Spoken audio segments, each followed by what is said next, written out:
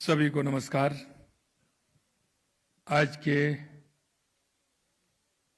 इस India stone mart में आज के इस उद्घाटन समारोह के अवसर पर मंच पर विराजमान कैबिनेट में मेरे साथी उद्योग मंत्री श्री राजभद्र सिंह राठौड़ साहब, संगठन मंत्री लघु उद्योग भारती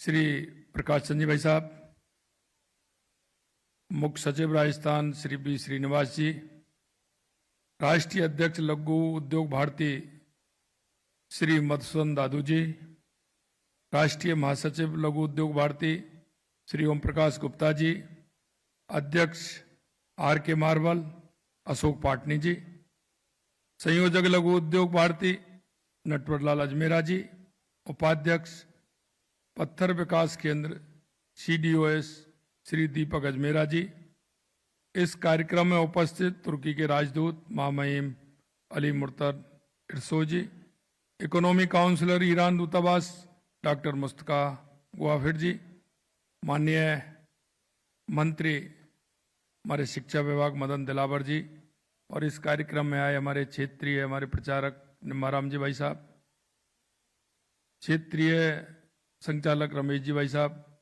माननीय मूलचंद जी भाई साहब, माननीय बद्री जी भाई साहब, और इस लघु उद्योग भारती के सभी पदाधिकारीगण, सम्मानित अतिथिगण, देश विदेश से पधारे सभी पत्थर उद्योग से जुड़े मेरे सभी भाइयों, और यहाँ क्योंकि ये संगम है इसलिए इसमें वास्तुकार भी हैं, आर्किटेक्ट भी हैं, व्यापारी भी हैं और श्रमिक भी हैं। सबसे पहले तो मैं इन सभी को राजस्थान की जयपुर की राजधानी में स्टोन मार्ट में आप सभी का स्वागत करता हूं, अभिनंदन करता हूं। आप सभी को मैं प्रणाम करता हूं। इंडिया स्टोन मार्ट 2026 के इस गरिमामयी अवसर पर मैं आपको इस बात के लिए धन्यवाद भी देता हूं कि आपने ये कार्यक्रम या ऐसे समय पर आयोजित किया है जब 2 साल पहले राइजिंग राजस्थान हुआ और इसी वर्ष 10 दिसंबर को प्रवासी राजस्थानी कार्यक्रम भी हुआ। आज यहां जो ऊर्जा दिख रही है, जो उत्साह महसूस हो रहा है, यह केवल एक प्रदर्शनी का नहीं है बल्कि नए राजस्थान के संकल्प का प्रतीक है। यह आयोजन सिर्फ व्यापार का मंच नहीं है, यह हमारी भारतीय प्राकृतिक पत्थर उद्योग की शक्ति और सामर्थ्य और प्रदर्शित करने वाला एक वैश्विक मंच बन चुका है। साथियों, देश के यशस्वी प्रधानमंत्री नरेंद्र मोदी जी की दूरदर्शी और कुशल नेतृत्व में आज भारत वैश्विक विनिर्माण का केंद्र बनकर उभरा है। आज पूरी दुनिया निवेश और व्यापार के अवसरों के लिए भारत की ओर देख रही है।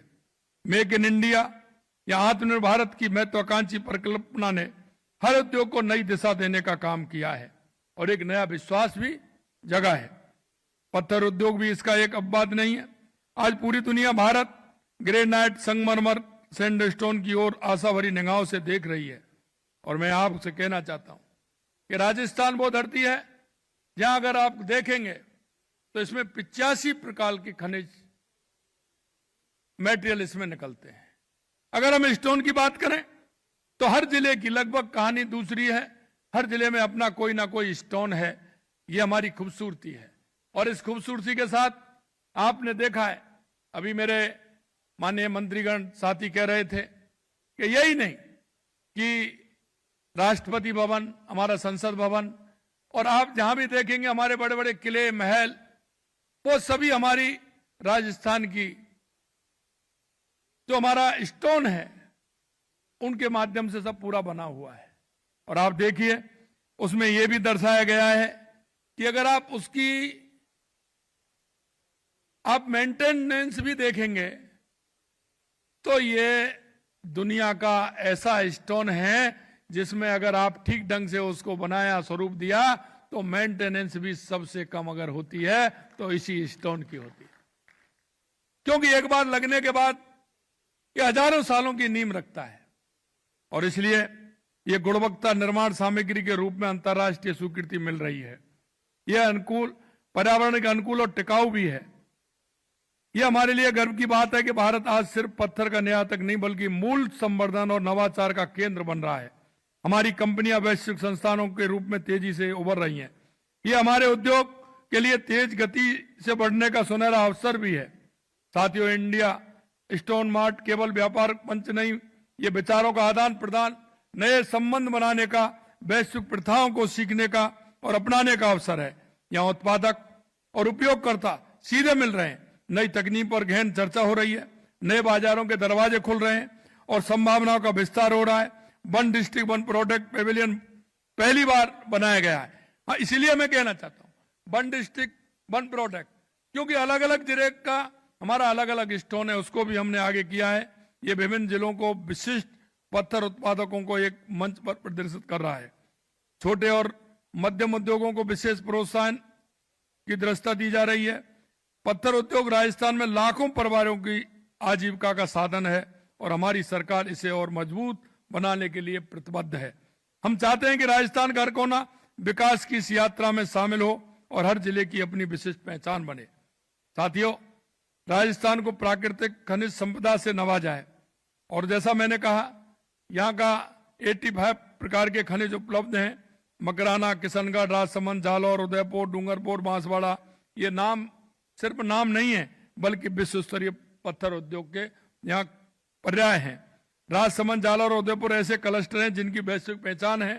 हमारे पत्थरों की कारीगरी दुनिया के कोने कोने में पहुंची है। राजस्थान के पास न केवल समृद्ध संसाधन है बल्कि सदियों पुरानी शिल्प कला की परंपरा भी है और कारीगर की कला विश्वविख्यात है। मैं कहना चाहता हूं, जो हमारे श्रमिक हैं हम उनको भी साथ लेकर के चलें।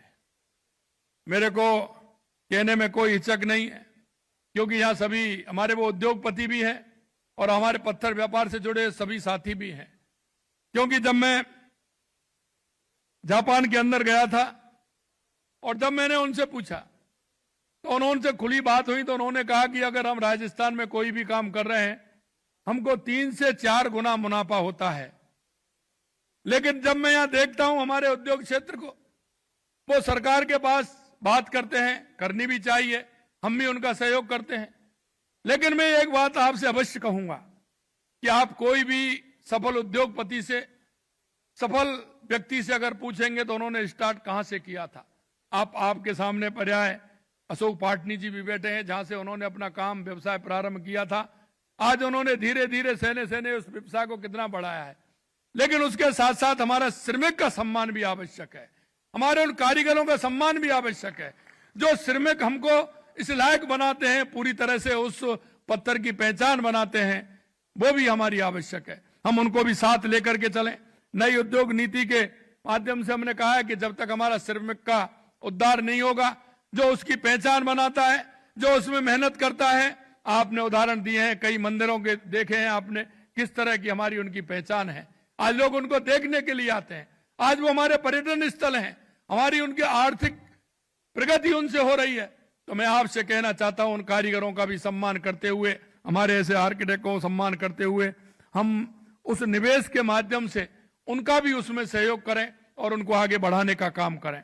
साथियों, हमारी सरकार ने पत्थर उद्योग सहित अभी प्रकार के उद्योगों के लिए निवेश अनुकूल और नीति स्थिर वातावरण तैयार करने का काम किया है। सिंगल विंडो सिस्टम को प्रभावी ढंग से लागू किया है। औद्योगिक बुनियादी ढांचों को मजबूत करने के लिए बड़े कदम उठाए हैं। लॉजिस्टिक में सुधार किया है ताकि माल ढुलाई आसान और सस्ती हो। प्रक्रियाओं को सरल बनाएं ताकि समय पर पैसे की बचत हो। हम चाहते हैं कि हमारा उद्यमी बिना किसी बाधा के, बिना किसी परेशानी के आगे बढ़े। हमारी सरकार ने 20 से अधिक नीतियां लागू की हैं। पहले आपने देखा होगा, जो पूर्ववर्ती सरकार थी वो शकल देख करके काम करती थी। हमने हर क्षेत्र में नीति लेकर के आए हैं जिससे काम स्पष्ट तरीका से हो, पारदर्शी तरीका से हो, हमारे किसी भी उद्योग जगत के किसी व्यक्ति को किसी तरह की परेशानी ना हो, उसके लिए हम काम करते हैं। मैं आपसे कहना चाहता हूं, इससे राज्य में कारोबार स्थापित करना, निवेश करना आसान हुआ है और आर्थिक विकास, नवाचार, रोजगार सृजन के भी कई मार्ग नए खुले हैं। इन व्यापक और दूरदर्शी नीतियों के कारण राजस्थान निवेशकों के लिए सिर्फ सबसे आकर्षकपूर्ण नहीं बल्कि सर्वाधिक मुनाफे वाला राज्य भी बन गया है। और मैं इसलिए आपसे कहना चाहता हूं, कई मेरे साथी हैं, व्यापारी हैं, उद्योग जगत के लोग हैं, जब उनसे हम बात करते हैं कैसा चल रहा है तो उनके मन की भाव आते हैं, टाइम पास हो रहा है साहब, ऐसे ही चल रहा है साहब। अरे भाई, आपका एक उद्योग था, उससे 2 हो गए, 3 हो गए, 4 हो गए, और फिर भी ऐसे ही चल रहा है साहब। भाई, आपको मैं कहना चाहता हूं, आप उनसे कहिए कि अच्छा चल रहा है, जिससे आने वाली पीढ़ी आए, युवा को उससे रास्ता मिले, युवा आकर के उसको आगे बढ़े। लेकिन अब जब हमारी बात आती है, ऐसे ही चल रहा है साहब, इसमें भी कर दो, इसमें भी कर दो, इसमें भी कर दो। भाई, आपकी एक फैक्ट्री से 3 हो गई, 4 हो गई, 5 हो गई, क्या सरकार को उसका फायदा मिलना चाहिए कि नहीं मिलना चाहिए? आपसे पूछ रहा हूं, बताइए मेरे को। सरकार को नहीं मिलना चाहिए क्या? सरकार को भी मिलना चाहिए, और आने वाली हमारी युवा पीढ़ी को भी मिलना चाहिए, जिससे कि वो भी उसमें आगे आए, काम करे। आपसे पूछने आता है, आप कहते हैं हाँ क्या करोगे, हमारा ही काम ऐसे चल रहा है। अरे भाई, वो जब कहां से आएगा तो तुम्हारे काम ऐसे चल रहा है। लेकिन वो मन में सोचता है और विचार करता है कि इनके तो 1 से 2 और 3 हो गए, 3 से 4 हो गए, और हमसे कह रहे काम चल रहा है। तो आपके मन में भी उसके प्रति जो भाव जागृत होना चाहिए, उसमें भी कमी आती है। इसलिए मैं कहना चाहता हूं आपसे, हमारे इस उद्योग को बढ़ाने के लिए सरकार जो करेगी, सरकार के जो मन में है, निश्चित रूप से आपका सहयोग करके चलेगी। और मैं आपसे कहना चाहता हूं, एक टीम बनाइए पूरी तरह से उन उद्योगपतियों के साथ और व्यापारियों को लेकर के, अभी हमारे जो डिजाइनर हैं उनको लेकर के एक टीम बनाइए। और मैं आपसे कहना चाहता हूं, जहां जहां आवश्यकता है दुनिया के अंदर, उस टीम को लेकर के जाइए, उनसे विचार विमर्श करिए, और विचार विमर्श करने के साथ राजस्थान के स्टोन को देश और दुनिया में लेकर के जाइए। यह मैं आपसे कहना चाहता हूं। बहुत बड़ी आवश्यकता है राजस्थान के लिए, और राजस्थान में भी बहुत कुछ करना है स्टोन के क्षेत्र में। और इसलिए मैं कहना चाहता हूं, कहीं भी आप देखेंगे, कहीं भी बाहर भी आप देखेंगे, राजस्थान के पत्थर की कितनी मांग बढ़ी है। चाहे वो हमारा बंसी पहाड़पुर हो, चाहे हमारा मकराना हो, किशनगढ़ हो, हमारा जालौर हो, राजसमंद हो, हमारा कोटा स्टोन हो, सभी की मांग बढ़ रही है। हमारी ग्रेनाइट की मांग किस तरह से बढ़ रही है। हमको दुनिया के सामने किस तरह से हमें परोसना है, हमारे पत्थर की क्वालिटी हमने कैसे आगे ले जानी है, इसके लिए आपको एक कार्यक्रम बनाना चाहिए। कार्यक्रम के माध्यम से पहले देश में करना चाहिए, साधन संसाधन के बारे में बात करना चाहिए कि हम उसको किस तरह से भेज सकते हैं, पोर्ट हमारा किस तरह से उसको ले सकता है, उसको हम कैसे मार्केटिंग करके उसको कैसे आगे ले जा सकते हैं। और अभी बहुत गुंजाइश है, और इसमें अगर हम करेंगे तो हमारे राजस्थान का नाम रोशन भी होगा और हमारे व्यापारी भी आगे बढ़ेंगे। मैं इतना कहना चाहता हूं मित्रों कि हमने एक महत्वाकांक्षी संकल्प लिया है कि प्रदेश को 2030 तक $350 बिलियन इकोनॉमी की बनाया जाए। हमने राजस्थान राइस इन्वेस्टमेंट में लगभग 35 लाख करोड़ के एमओयू किया, 8 लाख करोड़ रुपए के जमीन पर उतरे हैं। अभी कांग्रेस के भाई कह रहे थे कि राजस्थान के नाम पर आप तो जमीन दे रहे हैं। अरे मैं उनसे पूछना चाहता हूं, यह हवा में काम होने वाला है क्या?